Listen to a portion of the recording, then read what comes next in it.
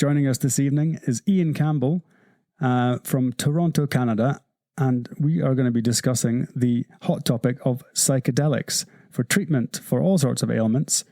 Ian, how's it going? It's a hell of a background you got there. Yeah, thank you. You mean like the background in me or behind me in Toronto? But this is you're joining me from downtown Toronto, looking northwards. By the way, it looks good. Thank you. It looks very professional, isn't? That's not a green screen behind you, I take it. No. So you have a company called neuraltherapeutics.ca, and that's spelt as it sounds. And you are actively developing therapies, medicines, I guess. Well, I don't know. You're going to tell us all about it. Sure. And it's a subject, psychedelics is something that's quite close to my heart because I've been taking great interest recently in the use of psychedelics, all sorts of psychedelics for the treatment of PTSD, alcoholism, drug addiction, all sorts of, couples therapy. The list seems to go on and on. And as an ex-military man, PTSD is something that is obviously close to my heart. I don't think I've got PTSD, by the way, but you never know. But as a treatment, which seems to be shown, well, you're going to tell us all about it, to show amazing benefits for certainly PTSD and other things, it makes me wonder why these things aren't widely available for treatment for people who have these problems. So how did you get into this? Well, thank you.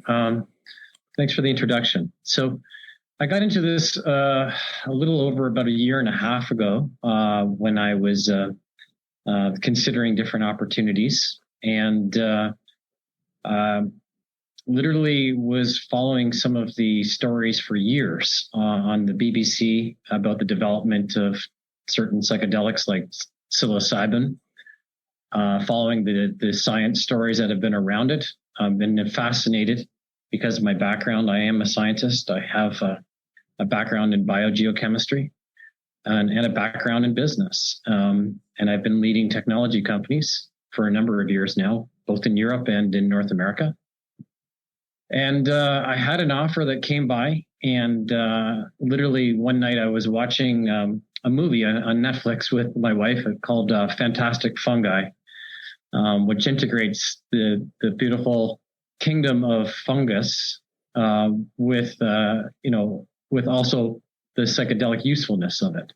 Literally about 5 minutes into the movie, I turned to my wife. I said, I know what I'm going to do now.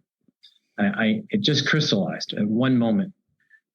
But a little bit about neural therapeutics. It started off as Psychedelic Sciences Corporation, and riding in on the hot wave or the down wave of the cannabis industry and all of the investments that went on, and maybe some went sour.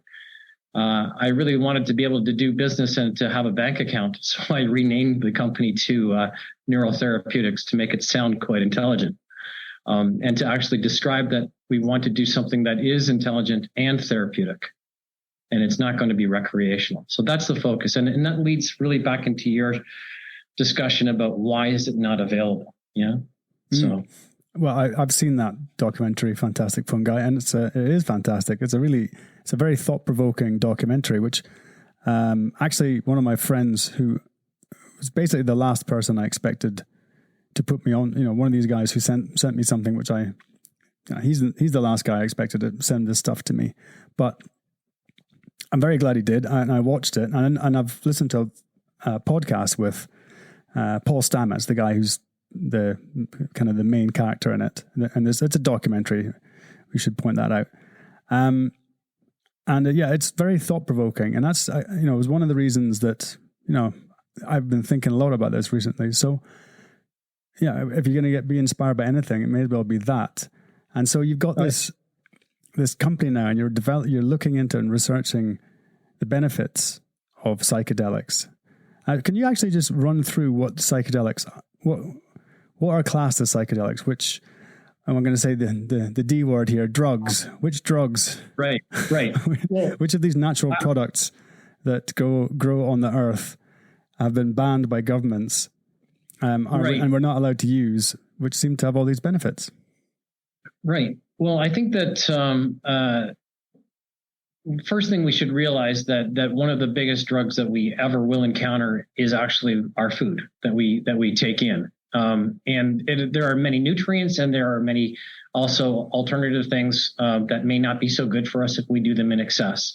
Then there is the recreational drugs that people are used to when they hear the word drug.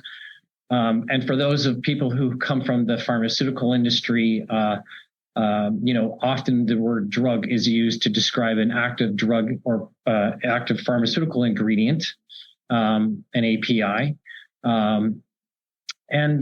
But what we're talking about here are drugs that were put on a schedule.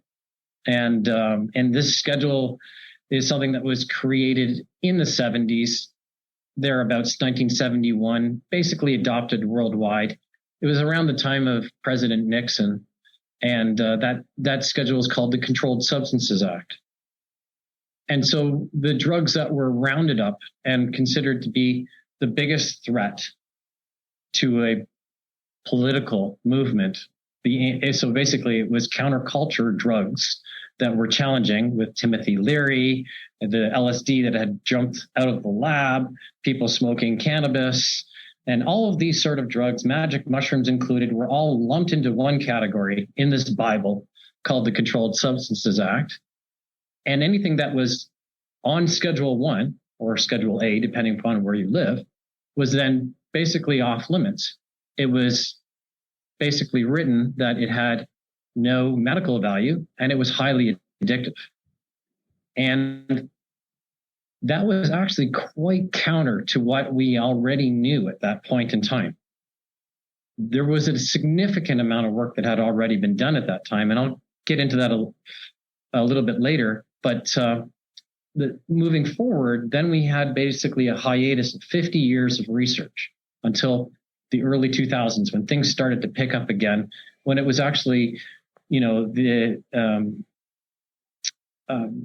groups like the veterans and end of life for the cancer patients, and research that was going on with these groups to try and save people from severe depression and anxiety, that helped to bring it back into the fold to where we are today. So a psychedelic, a natural psychedelic, is really a drug that hits a certain receptor in your brain and creates a hallucinogenic experience. So those are called serotogenic psychedelics. They hit the serotonin receptor in your cerebral cortex. So that part of your brain that looks like a cauliflower, it's all folded over. And that's basically the area where we do a lot of our higher thinking. There's other parts of the brain, like the brain stem and the portions in the back, that do more rudimentary things. But this is the area where, humans have evolved to have a higher level consciousness and capability of thinking. And this is where we find this concentration of these receptors. And that's where we find, if we trigger those receptors, then we can have a hallucination experience. And that's what a psychedelic is. So not all drugs like marijuana and cocaine are psychedelic. They're not. And there's only a few, really 4 that exist in nature in a natural form, and the rest are synthesized. So the actual products themselves, what are they? Fungus, all these things that create the psychedelic effect. Well, we have magic mushrooms. I think everyone's heard of that. Psilocybin mushrooms. Right. What else have we got? Ketamine. So there's about 200 species of mushrooms that have this psilocybin in, but remember, the kingdom of fungi is incredibly huge. If you watch the Fantastic Fungi movie, you'll see that, there's only a small portion of mushrooms that have them. And then you've got other plants like ayahuasca, that have a drug in it called DMT. Plants like peyote or San Pedro, which have a drug that I'm working with called mescaline. And then even some animals have a variation of DMT called 5-methoxy-DMT. That's known as the toad. Other drugs like MDMA or ecstasy or LSD those are synthesized in a lab. But just like all drugs, basically the ideas come from nature. It's very hard to just create something out of the vapor. The early version of ergot was, ergot became like an LSD. It was and MDMA was another drug that was created because someone was trying to create based on the chemical structure of another known psychedelic. Which one was that? So MDMA, I'm sorry, but I've read that it was modeled after mescaline, actually. And it's no surprise because those who have used it kind of describe it as mescaline as an experience between psilocybin and MDMA in terms of their experiences. Okay, so God, you think about it that way. Ergot is a fungus that grows on grain when it's wet. Correct. And it makes you trip. Right. So they've been using that for thousands upon thousands of years. Ergot. Yeah. And there's a lot of great books. I'm sure you've all heard. Well, most people will have heard of them. People who have actually found and can prove the fact that these were being used by the ancient Greeks, certainly by the ancient Egyptians, and probably an awful lot longer further back than that. It's all very fascinating, isn't it?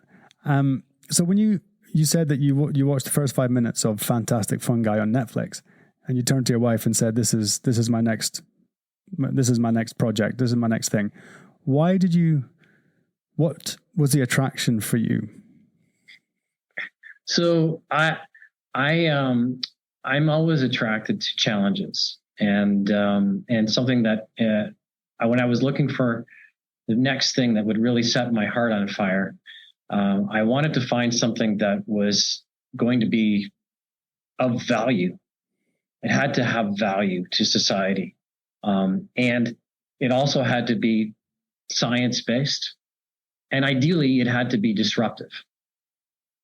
And this role has the potential to do all of that, but most importantly, to add value to humankind and to bring something out to help people that are in such need today.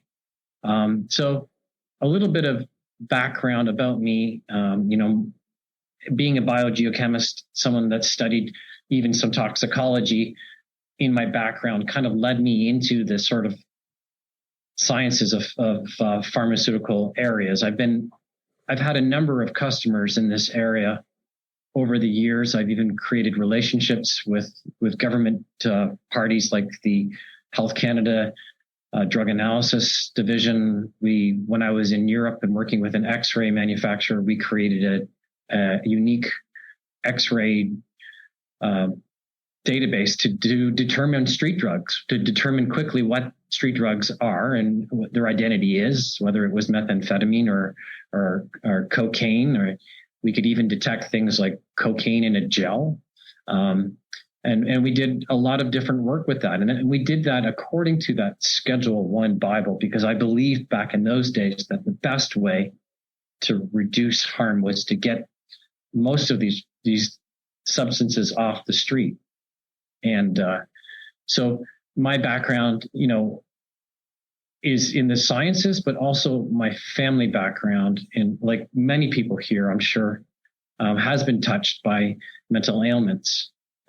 Almost everybody in my family has suffered from a mental ailment, like depression, anxiety, or some sort of stress-related disorder. So just being able to do something for them and other people who I know have been living with these types of ailments. It's not fun to watch people to take SSRIs or to see somebody with such potential be so limited by their mental ailment of anxiety, for example. They just can't seem to get over that hurdle, which maybe you and I may not be affected that way. But it's terrible to see somebody not being able to live up to their potential or being held back because of their mental cage. And that's really a fire for me to help people. Excuse me. I think I've just got over a bout of COVID or something. I've had a bit of a cough this week. Well, you're right. I know people who take SSRIs, and they are, well, in my opinion, if there's something not right with you, oh God, this is going to sound, I'll say it anyway. I'll say this anyway. If you're taking a drug and the drug, if you stop taking that drug, you still have the symptoms of what you had before, that drug isn't working. Now, I might be very naive in that aspect, but I always seem to think, I always kind of ask myself the question, there must be an alternative.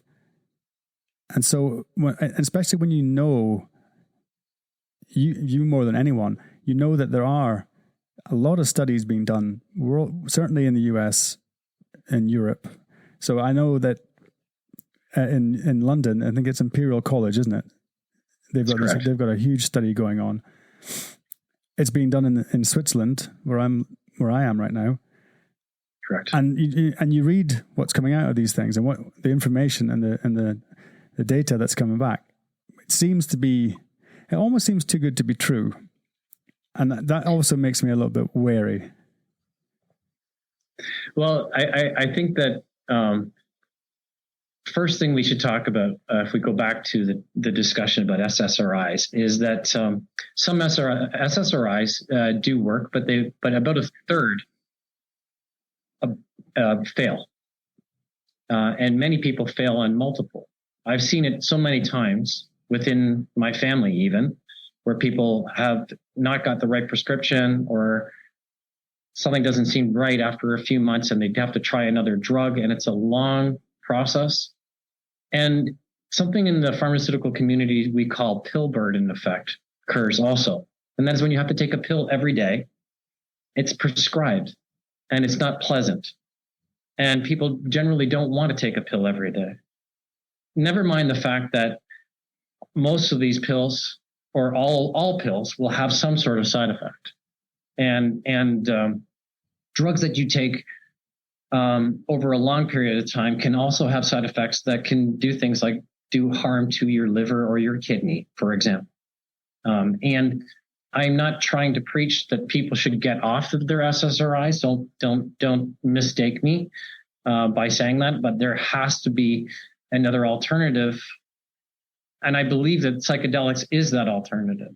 And it's not necessarily for everybody, but it has shown a significant number of relief mechanisms for people with disorders that range from depression, from PTSD, and addiction, for example, and are now being studied even in areas like anorexia and OCD. You name a mental ailment which is caused by a pattern in your brain, and psychedelics is going to be researched in that area. And that's very good news, because there's about 570 studies worldwide that have been accomplished either recently or are scheduled to be accomplished. And there are 9 drugs which are being studied and 24 mental ailments. Okay. And so it's quite a large array. And that's before we get to the benefit side, like looking at things like you mentioned earlier, like couples therapy and so forth, that can be done. I'd like to mention that you started off when we talked about the ergot being used for thousands of years, that a lot of indigenous cultures have been using these medicines for many years. I want to switch the word from psychedelic to medicine, because I think that's the paradigm shift we need to use. These medicines like psilocybin or mescaline in particular has been known to be used for nearly 6,000 years. It's recorded in the literature, and it's been archaeologists have found drawings in the caves in Peru and seeds. You don't find many seeds from cactuses in caves, so we know that humans brought them there, and so we know that humans have been using it for thousands and thousands of years with an extreme safety margin. And that's the point. Show me a drug that's been tested for thousands of years as good as a psychedelic. What controlled study has ever done a study or has ever had as great a population that has been touched by it than a psychedelic? Well, MDMA especially. Yeah. That's been widely tested since the late 80s, certainly in Europe. Yeah, the club drug, correct? Right, ecstasy, we'll call it. Yeah, right, ecstasy. It's what do you call it? I love it. I love these things. Street name. Yeah, it's weird, Ian. We've had a 50-year. For 50 years, we've had it. It's called the War on Drugs, and drugs won. And because it's a natural thing, you kind of wonder if there are strange forces at play here. Because 5 years ago, if you brought up the fact that you take mushrooms or LSD or anything like that, just people would think you're crazy.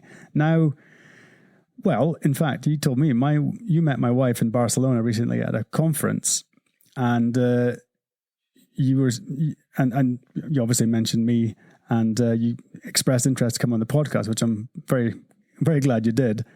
And you were telling me that people are coming up to you all over the place at this conference saying, wanting to know more about what you do. Isn't that weird? That is a change. That's a shift in. I mean, is it public opinion or consciousness? I don't know, but I think there's a lot of interest out there, and you just wonder, why is it that a few people got together and said, no, they can't have this. The CIA. Have you heard of the story about the Manson family? The guy who wrote it. Yeah, so he was like he was a CIA asset, and they were giving him. The CIA was handing out LSD all over California, probably all over the States, to the point that you ended up having the love revolution, the summer of love, and everyone was tuning in, dropping in, tune in, turn on and dropping out, turning on and dropping. I mangled that, didn't I? But you know what I mean? Yeah, Timothy Leary. Yeah. And drop acid, not bombs. Yes, that was and that was around the Nixon Vietnam era. And then you had a monstrous anti-war movement, and I think it's because people, and the government, that, as you say, it wasn't a threat to public safety. It was a threat to the established order that we had, and so it was banned for 50 years. And I'm going on a bit here because I'm quite passionate about this. The guy who invented LSD, he actually used ergot, Albert Hoffman. I think that's in the other one, the Michael Pollan documentary, when he talks, you know the name of this one, I can't remember it. On Netflix. How to Change Your Mind? How to Change Your Mind. I think it's the first episode. And it's all about Albert Hoffman. It's a pretty funny story because he synthesized DNA, or he created, not DNA, LSD. Using ergot, and he tested it on himself. Did you know this? Yeah. There's a famous bike ride as he went home. Yeah, and there's a great movie about it. And I wish I could remember the title of it right now. Yeah, I saw a preview of it when I met Paul Stamets this summer in Kingston, Ontario, at Queen's University. What a wonderful man! Totally open to dialogue and exchange. The whole community that's what I've got to say. One of these things about the community is that we're generally, well-educated individuals with graduate degrees, and supported very largely. I'm surprised by a lot of significant, political power. And I've met ex-minister of health in Canada. I've met a senator of Canada at that conference. I've met the doctors who are responsible for administration of the first psilocybin to patients end of life patients in Canada, and just the level of professionalism and attention that's being paid to this community is very high. But that wasn't always the case, right? Like, we're talking back in history in the 70s and so forth. I'd just like to read off a few stats. I have them written out in front of me because it's hard for me to remember everything. But before 1971 in the U.S., there was funding for psychedelic research. In fact, Sandoz, a professional pharmaceutical company, had actually already had their LSD 25 on the market, and they were giving it away to researchers to do their work. And there was a psilocybin equivalent also. So these two drugs had been professionally developed and were handed out to clinicians there were 140 grants that were sponsored by the American NIH. That resulted in over 1,000 clinical papers. There were 40,000 patients. 40,000. Think about how many are required for a phase 3 or phase 2 study of a drug. And there were 40 books that were written and 6 international conferences that resulted. And all of that basically surmised together was that these drugs can be extremely effective when used in combination with therapy. And I can talk about some of the results, but basically what happened then in history was that this was buried by a political movement and the political will, which was basically, if you want to do business with the US, then you had to do it our way too. And so every Western country then adopted a very similar Controlled Substances Act. Mm. Oh, so that's how they did it. There was economic warfare. Well, it was a geopolitical time, basically, time of the Vietnam War, and he wasn't getting much support. The forces that led up to it, maybe not just purely Nixon, but others at that point in time, had turned the tide on these things, which they saw as counterculture. Because, well, we just talked about Timothy Leary and, dropping acid, not bombs, and jazz musicians and so forth using marijuana, and native people, using their indigenous psychedelics that they had been, the keepers of for thousands of years. Well, let's just lump them all together in one book called the Controlled Substances Act, put them on the front page, call them, of no value, no medical value, and make them highly addictive. And then nobody can do research with them, and we'll just bury this, and we'll correct our culture. I've been doing a bit of a dive into the great leaps forward in science, and I'll stick to science right now. From people who were using psychedelics in order to gain, well, I don't know how you'd even describe it. So going back to Albert Hofmann, he's a Swiss guy, and he was working for, was it Sandoz? Yes, it was. And he created the LSD. And the funny story about it is that he took a dose, which he thought was a small dose. He actually took a monstrous dose. Yeah. And then he had to go home. He had to go home for a lie down, and he didn't have a car, so he cycled home. And, he describes it in kind of glowing terms. He didn't know what was going on, but he said it was a very wonderful experience. And so they made all this LSD. Sandoz made all this LSD, and they just, you could get it. They just said, send us a letter telling us how much you want, and they sent it out. And so one of these researchers who weren't researching psychedelics at all, but was Crick and Watson. Francis Crick was one of the guys of the pair, Crick and Watson, who discovered the DNA, the double helix of DNA, right, which was a major scientific breakthrough, huge. But they got stuck. And, they were nearly there, but there was a missing piece. I thought, what the heck is, they'd basically hit a wall.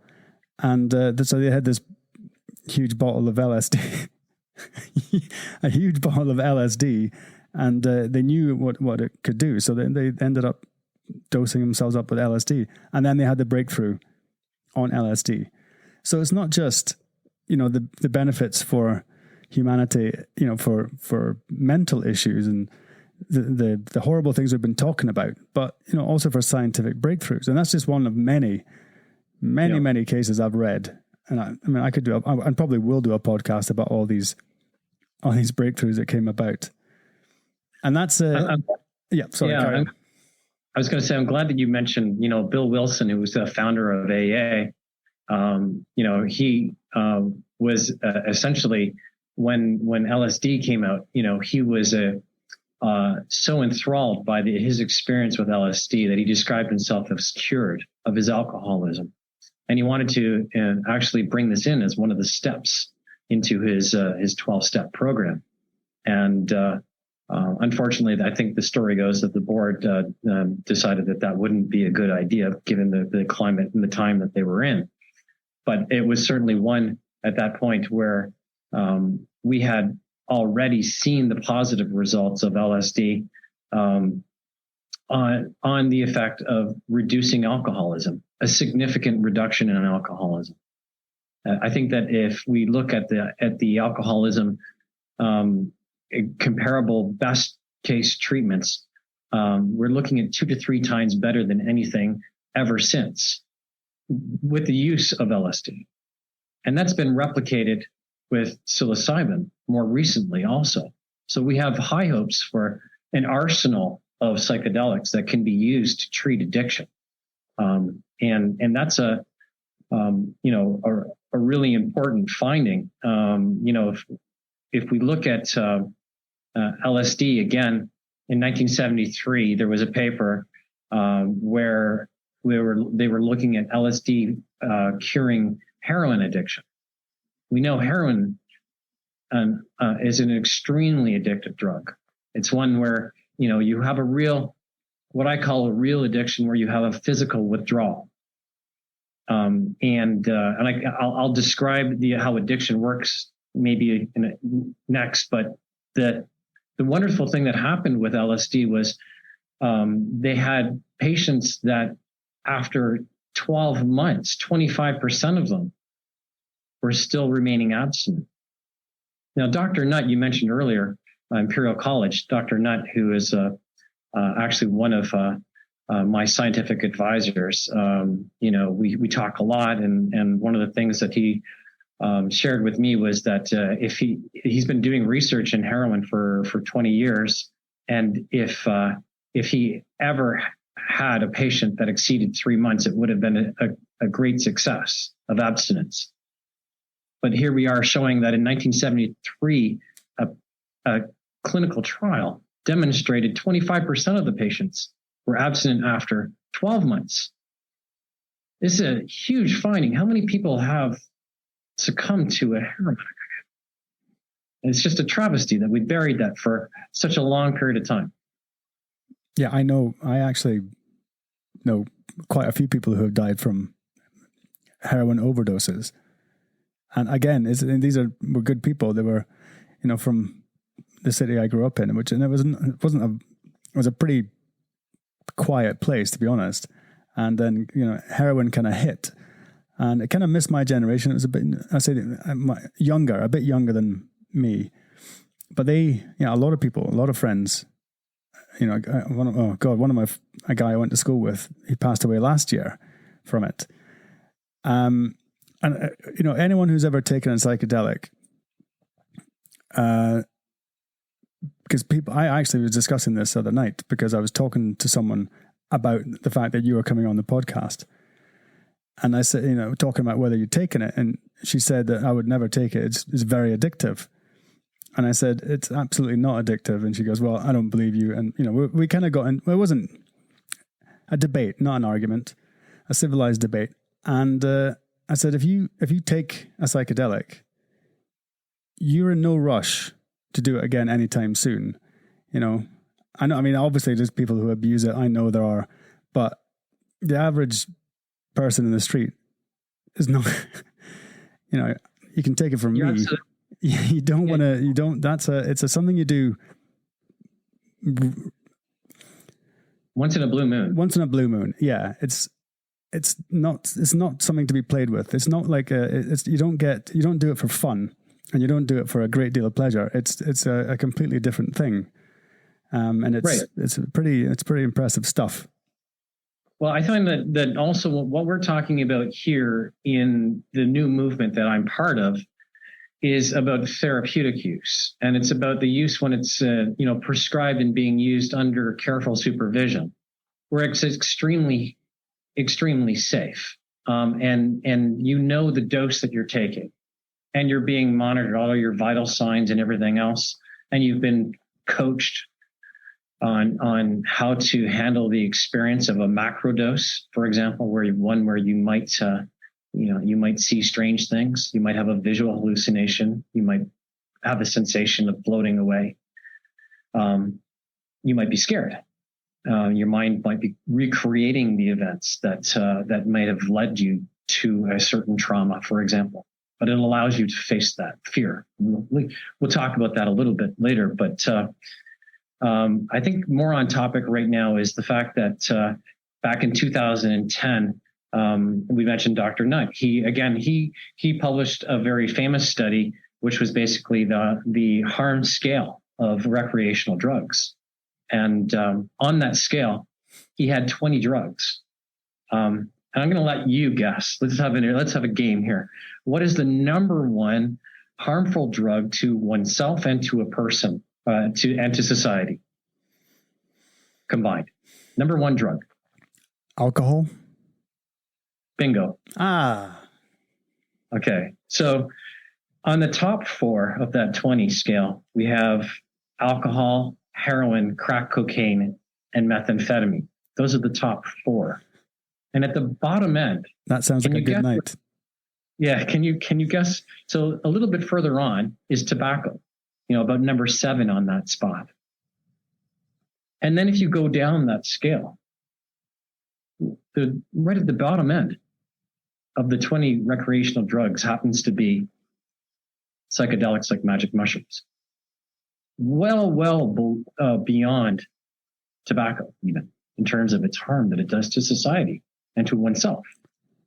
And these are weighted. So just to give you an idea, the alcohol out of a scale of out of 100 is ranked at 72. This study's been replicated 2 other times, whereas magic mushrooms is rated 6 out of 100. So 72 to 6. That's a significant fold reduction. And that's just, an indication of recreational use. Now, knock it down by an order of magnitude because you're doing it in a therapeutic setting, and it's extremely safe. Can you list in order those 20 drugs, please? If you have them there. I don't. I have them on my computer. I can share that with you a little bit later on. I will certainly. There was a paper that was published it was the Lancet publication 2010, Dr. Nutt, a harm reduction or harm scale, and I'll send you a link to that. Yeah, send it to me because I'd be interested to see what they all are. I didn't know there were that. I mean, there are a lot of drugs, but I didn't know there were that many. And I actually remember marijuana on there, cat, the chew. There's a lot of other substances that are, available. Which one was the safest? Well, the magic mushrooms was on that scale. Okay. Yeah. That's interesting. The thing that we are dealing with now is we're dealing with an epidemic. Not only are we dealing with the stress related to COVID and those mental ailments that come along with that, and anxiety and depression, which could be triggered in our offspring now, which maybe don't have the faculties to develop. And we're certainly not looking at psychedelics for younger people, not yet. I mean, let's be very straight. This is therapy for adults that we're talking about. But now we also have a fentanyl crisis. And fentanyl has a potency which is 50 times that of heroin. On my way down here today, I took what people in the UK will call the tube, we call it the subway here. And I hopped on, and as I turned around before I got on, I saw a guy preparing his crack pipe. And it was just a moment where I looked at somebody and I thought, this is an individual who is ill, not a criminal, but this is something we need to treat. And fentanyl and like a drug addiction, like any addiction, can lead you down the wrong path in life and can ultimately lead to your destruction. And now we have finally some proof, some drug proof, medicine proof, I'll call it, that we can cure addiction. And I'd like to spend, if you don't mind, a couple of minutes maybe describing how addiction works. Yeah, absolutely. Now, I did a podcast on last week with an addiction expert. I haven't published it yet. And we talked about the subjects. We didn't actually, he mentioned the most addictive, the most addictive one for him was crack cocaine, which I was quite surprised about. I would have thought maybe it was heroin or nicotine, actually. And he was talking about, he said crack cocaine, if you start that, or rather just don't start that, because it's a very, very slippery slope. Right. And what was he anyway, you carry on and I'll remember what he was, another thing you told me about the addiction. So crack cocaine is one where, basically it's a base cocaine where it's mixed with sodium bicarbonate, so baking soda, and it's typically smoked, and it's a very volatile and rush that people can get quickly into their blood-brain barrier. So therefore, maybe that's one of the mechanisms why it's so effective. But in terms of fentanyl, we know that the fentanyl addiction is very, very real, and it's killing a lot of people. You don't have to go far. Every major city in Europe and in North America has a fentanyl addiction, and it's growing. And a lot of people are dying. And fentanyl happens to be one of those substances that in such minor quantities, like milligrams, can be sprinkled into any recreational drug. So you're never sure if you're going to get a marijuana joint or something else, what might be laced with it to give that extra boost to that from that dealer that is trying to market his product as unique. And that's the danger of street drugs. You never really know. There's no quality control. And that is what I'm strongly against. And I just want to state that out here. But in terms of addiction, for years the scientists have hunted down those parts of the brain, the receptors that would capture the molecule, the let's say the opiate receptor, for example. And basically by blocking it, we could then prevent people from having an experience, or we can use an antagonist. So something that actually make people have a bad reaction to it and not want to have it. But the problem is that we learned that it doesn't actually cure addiction, because addiction is rooted in a different way. It's a network. And one of these things that psychedelics does is it actually can be used to treat networks, not just a localized area, but the network that controls behavior. And we can talk about like depression, and we can talk about addiction, for example, in these networks. And so addiction, basically you have like your stem core is involved in your brain, and then you have another rudimentary part of your brain, which is your reward mechanism. So your dopamine center and your emotional centers are tied into sort of the rudimentary. And then at the front end, basically in the orbital cortex of the evolved part of the brain, you have a decision maker. This is where you make your higher level decisions. This is where we make our higher level decisions. And it's basically what I call the go, no go decision maker. Okay. And that's your prefrontal cortex. And then you have your orbital frontal cortex, which is underneath it, which actually activates the action of going and grabbing that bottle or that drug. Well, what happens is in addiction is that this primeval area of the brain, in the brain area in the core where the emotional center gets a little bit untriggered, and creates a sense where basically that connection that goes to the drive mechanism, the motive system, the reward area, to stop communicating with the prefrontal cortex, or the prefrontal cortex actually will shrink in its importance in that role, in that network. And then basically the message is sent directly out to the orbital frontal cortex, and voila, you have no control. Despite the fact that you don't want to have another drink, despite the fact that you might have to go pick up your kids after school, well, that bottle's just too irresistible, and you're going to drink it. And that's what addiction is all, how addiction works. And with psychedelics, what's interesting is that we can disrupt that entire network and reset it.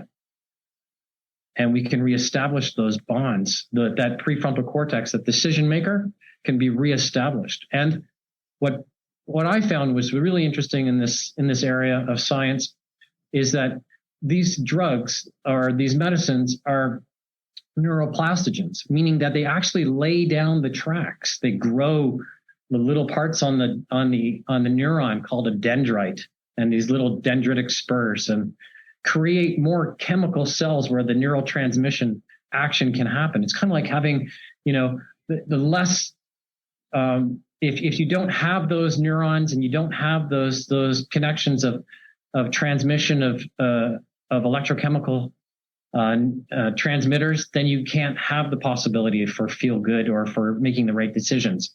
So they actually they grow new brain mass in this area and connect parts of the brain that haven't been connected probably since you were born. And that's the power. It resets your brain. I remember now what I was going to say. The doctor, addiction specialist who I was talking to, he told me that all addiction comes from trauma. And that's his experience doing this for 30 odd years. So that's the question I have then is, do these psychedelics heal trauma? And how? Okay, so if we look at trauma, people can say, PTSD is a form of related of mental ailment that could be related to trauma. Even depression or anxiety can be related to trauma.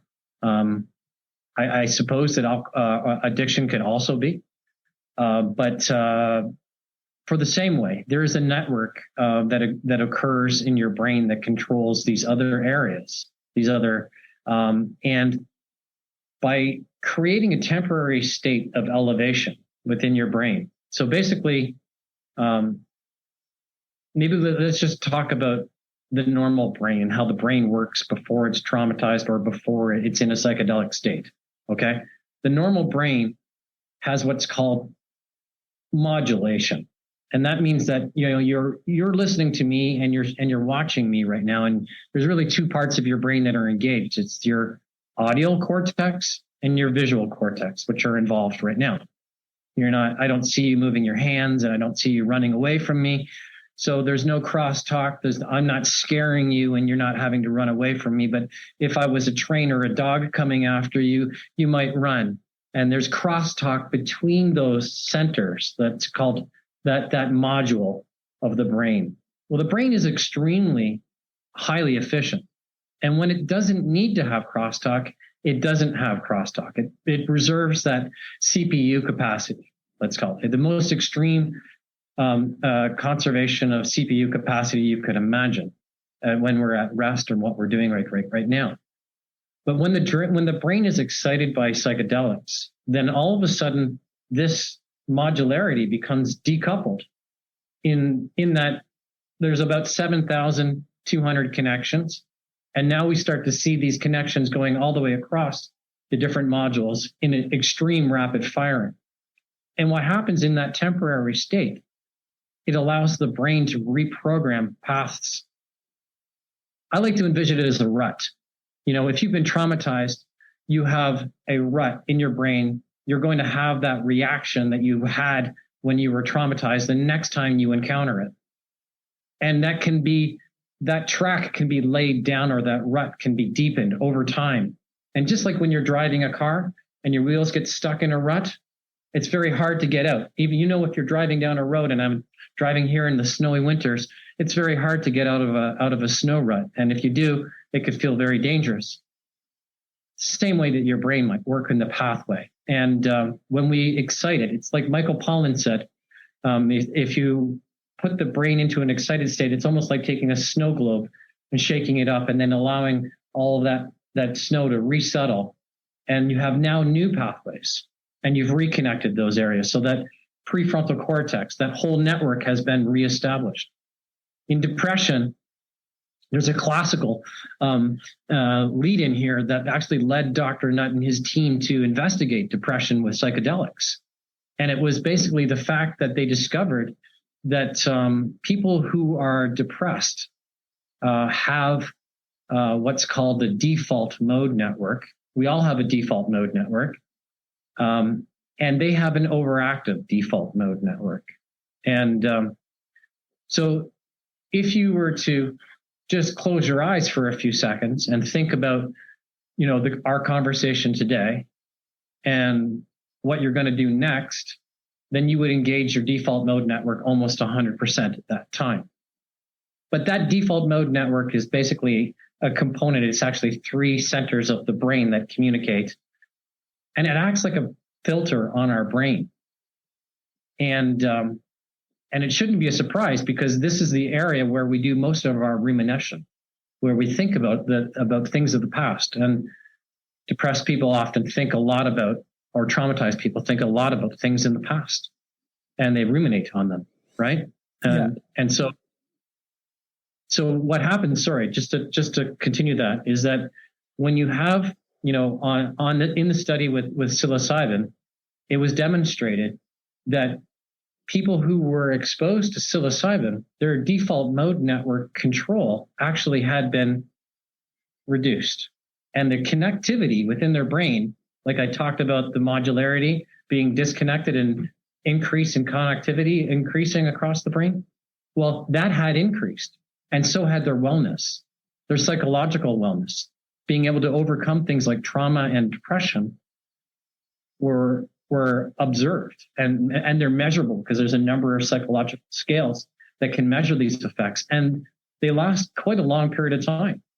In the first study that was done with psilocybin, it was a landmark study.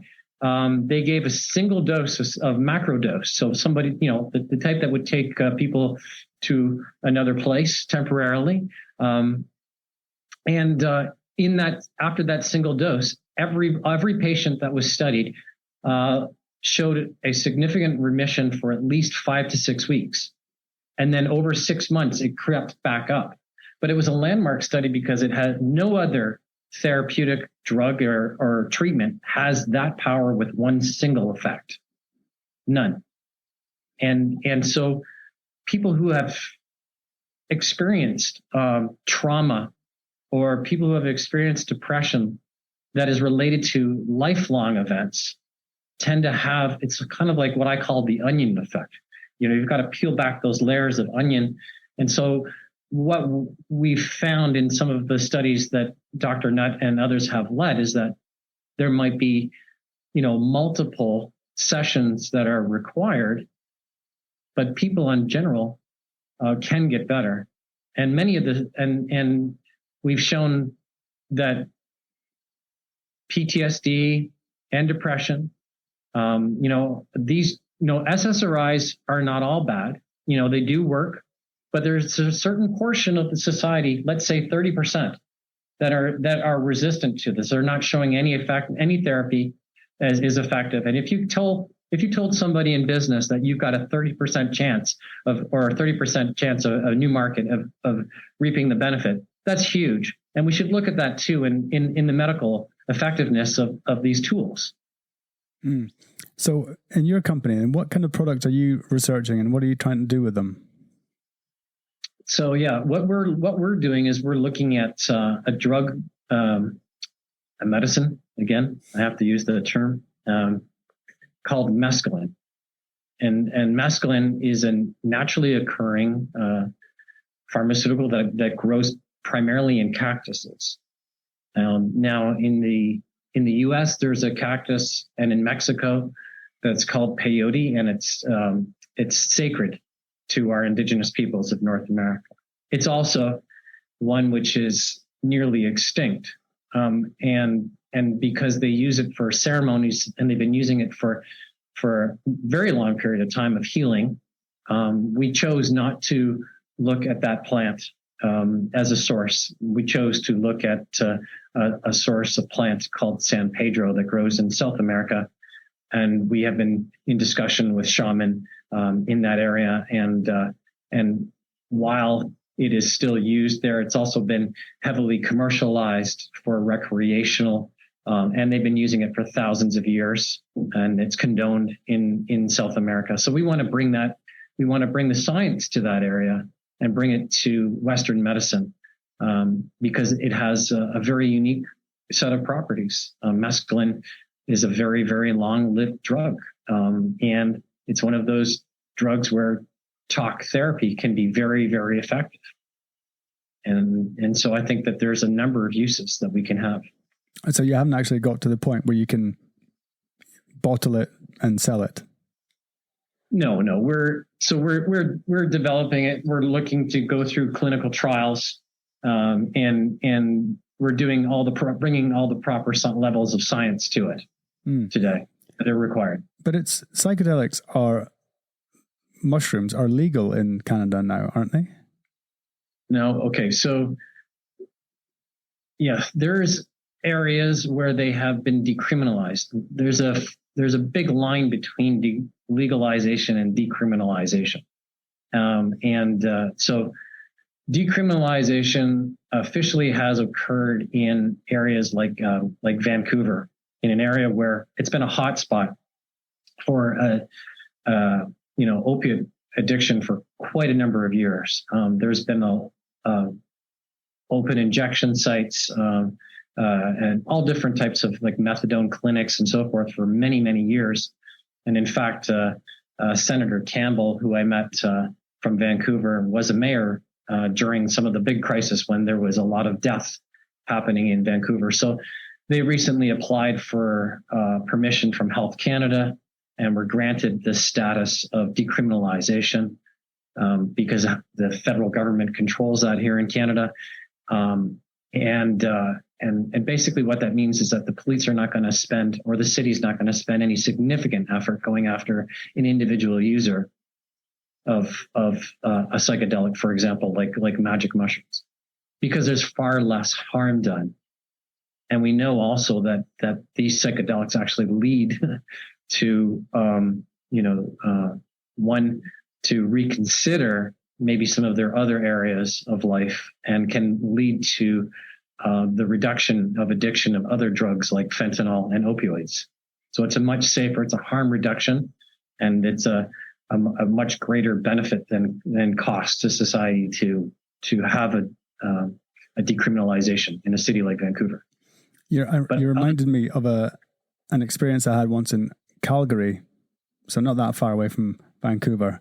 And I was with some friends. I think we were in a taxi, it must have been a taxi coming from the airport to a hotel. And I don't know, the taxi driver took a wrong turn or whatever. But it was a Sunday, early afternoon, late lunch, early afternoon time.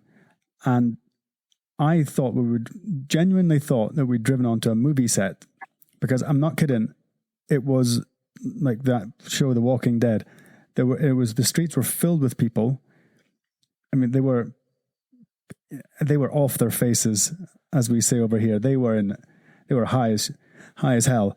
And it was actually it was surreal for a start. And it was actually quite frightening, because, I mean, this was something I never expected to see in my life. And that was in Canada, which is such a nice place. Nothing happened, of course. We just went straight through.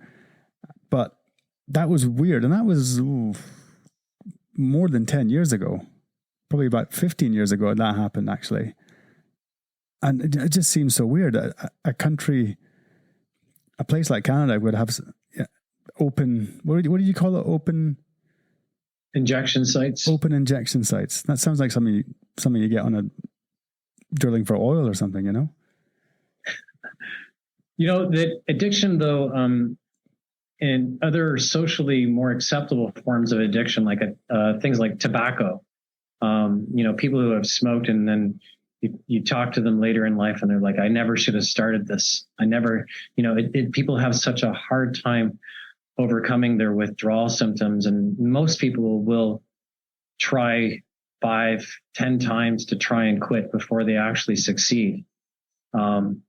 And just to sort of bring this discussion into that fold is that, psychedelics have proven also that they can be effective with this type of addiction. And I think they can be very effective with almost any type of addiction because of that network that I described earlier. We can disrupt that network and reprogram it. And that decision maker, that part of the frontal cortex can be back in control.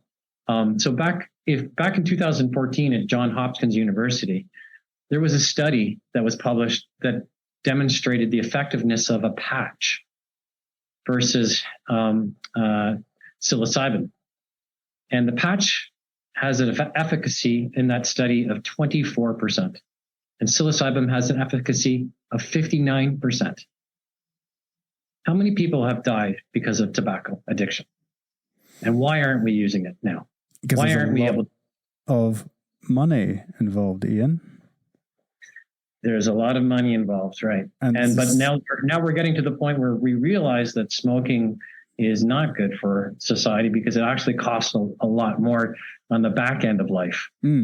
Yeah. You kind of wonder why the tobacco companies don't have to, pitch in, throw a few bucks into the because the taxpayers are covering this and they're making all the money.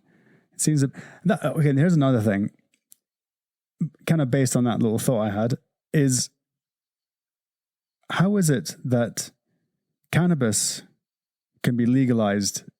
I mean, in Europe, it's not decriminalized, but I have a friend who's a policeman here, and they don't really care. I mean, unless you're a big dealer, they're just going to take it off you and say, slap your wrist and say, get out of here.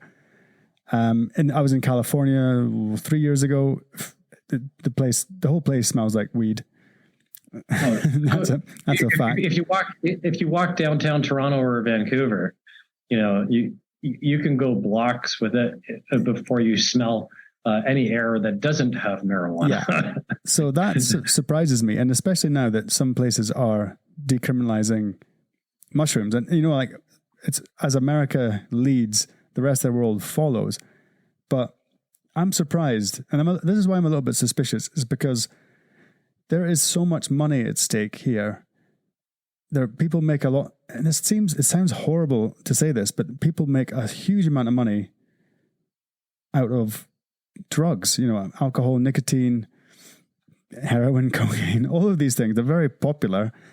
And I'm surprised that some things such as cannabis and now psychedelics have actually, got a foothold, got their toe in the door, so to speak, because I can only see this going one way, world, certainly in the Western world, and it's not going to be good for the profits of, the people who are manufacturing these things. Well, big pharma are extremely smart. And they're also watching this with anticipated breath and looking for companies that when we get to a stage 2 clinical, efficacy, they'll be all over us, for example. And that, is something that I think that a lot of the industry is looking forward to, but also then what happens, right? You're going back to the SSRI study that we talked about, or SSRIs a little bit earlier on. And, there's just so much data that's out there now. To quote another, and this wasn't mine, but there's just so much momentum in this space. There's so much data that we've essentially exceeded the escape velocity. It's pretty hard to put the cat back in the box now when you have such studies. Like another recent study that was done with Dr. Nutt and his team and Carhart Harris, with 2021, where they compared a leading SSRI to psilocybin for its effectiveness in dealing with depression, and the results were significantly better for the psychedelic compared to the SSRI.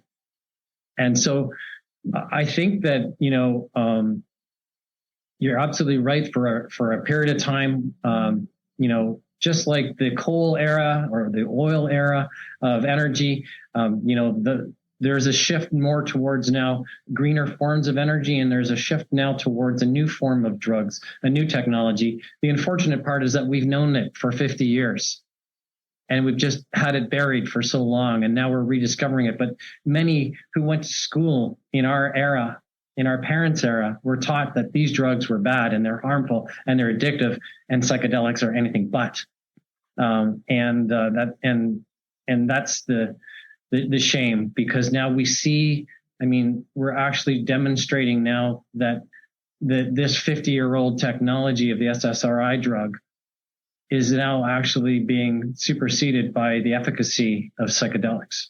But how are they going to make their money, Ian? This is the question. I can't see how they would just say, okay, we've had our time, we've made our money, and that's us. Bye-bye.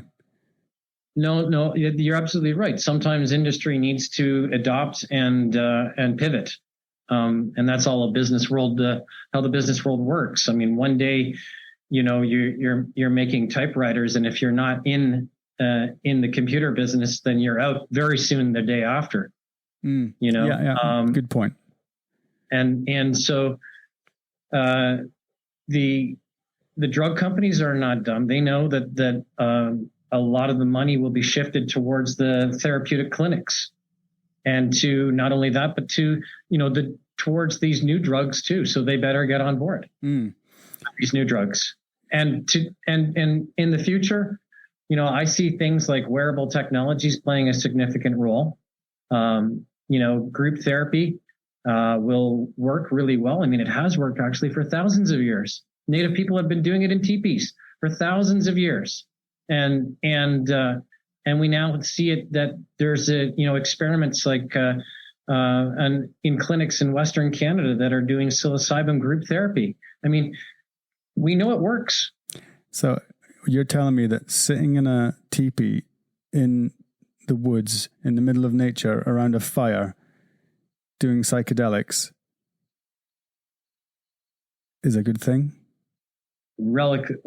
Remarkably effective, and I know you're baiting me now. I can see it on your face. I'm just saying that sounds to me like a really good night. That sounds to me. I could pick my. I know exactly who I'd take in that tent with me. It'd be fun. The thing is that tent could be anywhere that's comfortable, right? It could be a really nice lounge. It could be someplace where you're very comfortable, because a lot of this is about setting, the preparation of being prepared to take a macro dose and to be able to discover what your root cause is. And that's one of the interesting things about SSRIs versus psychedelics, is that we tend to see the psychedelics actually lead people to their root cause. They often describe themselves after a macro dose as being able to visualize their cancer or visualize their fear. I've heard and talked to people who have talked about their trauma as a child and being brought up. And this is another serious side of it too, is that psychedelics can bring up past trauma and that some things that may have been buried. But remember, like your previous guest said, addiction and anxiety and depression can all be related to trauma. Well, that's very true, because when you suppress a trauma, then you can also then suppress a lot of things that might lead to depression. And that has been discovered, where people might, for instance, find that they had been abused as a child. In one case in particular, talking to Dr. Nutt, he talked about one of his patients that had been abused as a child, and he had forgotten about it, had actually confronted his father in his vision and said, "That's it, stop." And after that was able to move on. And I've encountered individuals, some who have told me about the grief of the loss of their child, and actually how they actually met their child on their trip, and were able to give their condolences or a hug and say goodbye and put it to rest and actually move on from their trauma. And this is heavy stuff, but that's the sort of thing that we don't often hear about SSRIs doing. They tend to treat the symptom and have a chronic long-term use effect, but aren't able to actually hit the rudimentary cause. And we're starting to see that we can tap into the root cause of this pain. And that's one of the most wonderful things about this. I mean, it's so fascinating. I had a conversation with my mum. She was out visiting just a few months ago. It wasn't very long ago. And it was a conversation I'd never expected to have with her. And we were talking about magic mushrooms, LSD, that kind of thing. And before, I can quite happily admit, I've done both. And I've done LSD twice. There you go. In my life. It's not very much. And I've done mushrooms, I don't know, maybe not that many, less than 20, I would say, in total. Not much. Compare that to how many times I've gone drinking with friends and stuff. It's a tiny amount. And I was, what she was saying, oh, the usual. And I'm, bless her. Did you notice? Did you notice that afterwards that you actually lost the appetite or the desire to go drinking for a period of time after your? Yeah. Well, yes, for sure, absolutely. No, you're just not in the mood. Absolutely not in the mood at all. And that effect lasted for how long? Oh, about 20 minutes. I'm kidding. That's a joke. No, it lasted for, well, oh God. Yeah. It wasn't the perfect timing for me, but I think it lasted for me a couple of days, but I would have lasted longer, I think. I just happened to be in Los Angeles I was meeting a friend, and it was his bachelor party, so it was bad timing in that respect. But no, the last thing I wanted to do was take a drink. No, but when we were talking about it, when I was talking about it with my mum, and she's a listener, so this will blow some people's minds. She told me that outside her cousin's house, where they live very close to us, they had this huge field, like a grass, that the local authority would cut. So it was like a lawn, but it was a big public lawn, but no one ever used it really. But that used to get covered like acres of magic mushrooms. And you think back now, well, that's, and another kind of funny one is if you got up early enough in Scotland, and sometimes you'd have a very early tea time, up at maybe 7:00 tea time, and it's still, the sun's up, but it's a bit misty, and you would see teenagers, young people running onto the greens because they would grow on the around the greens on the golf course, and so we'd wind up the bats and try and see if you could hit one of them. Attitudes change now, but just to put it into perspective, it's definitely not a party drug. It's not something you want to do. Well, I don't want, certainly. It's not something. I think the experience is so powerful and profound that it takes a long time to process, and it's difficult to explain that to people. But it's definitely not a party drug. This is the effect that a lot of people don't know. It's neuroplasticity lasts a long time. So you've actually grown those parts of the neurons back. And I forgot to mention earlier that people who are stressed, people who have lived under stress for a long period of time, and people who even suffer from Alzheimer's, they've lost that a lot of those dendrites that occur on the neurons, and so those tracks can be relayed down. They can be grown back, and so not only are you making new connections and new crosstalk and connecting the brain, but also growing that brain mass back in the area that to allow those good feel actions to actually happen is a physical a bonus of dealing with the psychedelics, and that's how they work. But you mentioned earlier that you were interested in the veterans, and I just wanted to sort of, if we could maybe talk about that for a few minutes. Yeah, sure. I'd just like to say one thing. I misspoke just then. Psychedelics can be a party drug, but it's all about dose. If you take a big dose, that's not a party drug. If you take a small dose, people use it as a party drug. Okay, I'll just make that very clear. Okay, but please continue about the PTSD. That's important. Yeah. So I think that one of the most important groups that we have that is going to actually move the needle forward are the veterans and the first responders that we've seen since we've been calling that since COVID here in North America, and with a special attention to them because of their mental health needs and being, stressed out to the max, dealing with death and dealing with all that went along with the epidemic that we've seen, and that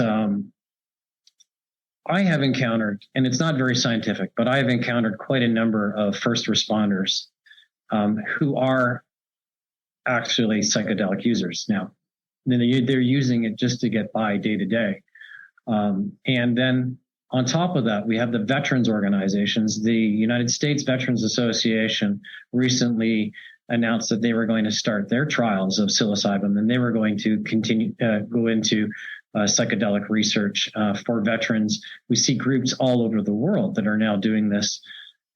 There's a number of nonprofit organizations like Heroic Heroes and Veterans of War that actually, they have their scales of assessment, and they keep in touch with veterans who have come back from war actions, and many of these people are at risk. One statistic that is alarming in the U.S., and I don't know where it is today, but about a year ago, it was in the average of 17 to 20 veterans kill themselves every day due to PTSD. Every day. And so that's just a tragic loss of life. People who have given their life to go and serve their country for whatever purpose it was, and then come back and no longer find themselves able to fit in, feel like they're caged in, and have no relief. And the current medicines that are therapies that are available to them aren't effective, or they're not willing to engage in them for whatever reasons. And it's a tragedy. And what we know about these groups is that these groups, these nonprofit organizations that I'm talking about, often round the most at-risk people up, and they take charitable donations, and they take them down to places like Costa Rica and Peru, and they take them on workshops. I don't want to call them retreats, but they call them workshops because that's what they are.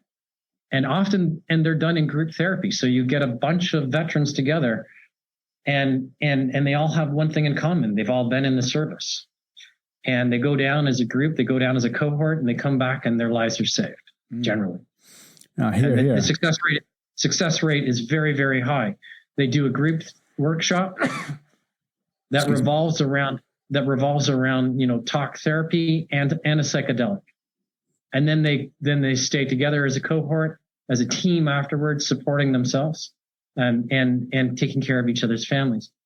Now, one group in particular that I mentioned earlier called Veterans of War, I was speaking to their CEO about 6 months ago or so, and he was doing a pilot project where he had integrated some civilians into this group with the veterans. And you might know better than I do, because I understand you're ex-military, but that can be a hard thing to do and a challenging thing to do. Oh boy. Yeah. I've been fortunate to have lived along in a neighborhood. When I lived in Europe, in the Czech Republic, we had the British military training academy, the BMAT for NATO. And I had a number of friends who were working in that organization, and all of them had seen action. One of them I'd started off in the Falkland War for him, and he had gone all the way through Yugoslavia and Iraq and Afghanistan, and he had been in a number of actions. And some of them just were not capable of communicating with me and other civies because they were obviously conditioned, and most likely some of them suffered from PTSD. And I could see that. I could see that veil around them. They didn't have that capacity to integrate. And life after their military service, even after that training academy, might be very difficult for them. So you can imagine people going home and then having access to guns and not being in the right frame of mind, what could happen. And so it's a very serious thing. And so being able to save these people's lives with these drugs is one of the most important things that we see leading this field politically right now.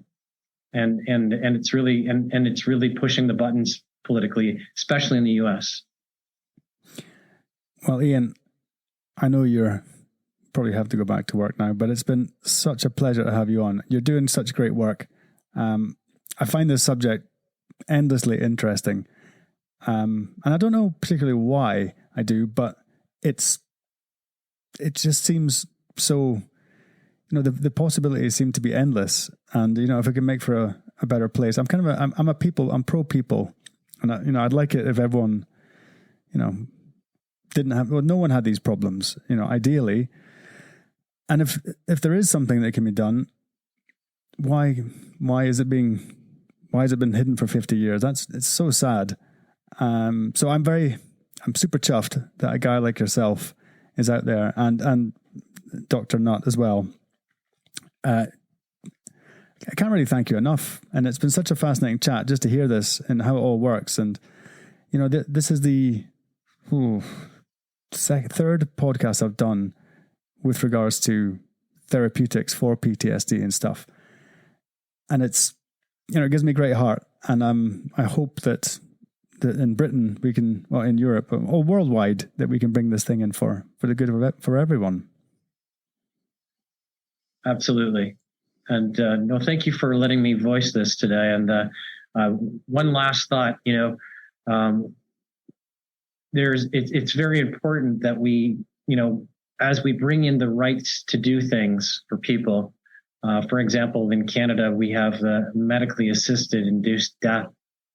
People who are suffering from trauma can now go for euthanasia. But why not have the right to try? Something that is really going to save you. Especially if you're a stage 4 cancer patient. And you have a few months left, and why not have the right to try to something that will actually make you live those last few days more connected and happier? I mean, that's terribly sad, that helping, offering people, it's just the suicide. What did you call it? Medically assisted? Induced death. Yeah. Murder. Yeah. I'm going to call it. And that's horrible. And okay, that's a different podcast, Ian. And I want to finish on a high note, because we should. Yes. Yeah. And that's a really interesting chat, mate. And I thoroughly appreciate what you're doing. It's such a cool thing. And I really hope you stay in touch, and we can, maybe in the future when you've made some breakthroughs and, come up with something amazing, then you can come back and tell us all about it.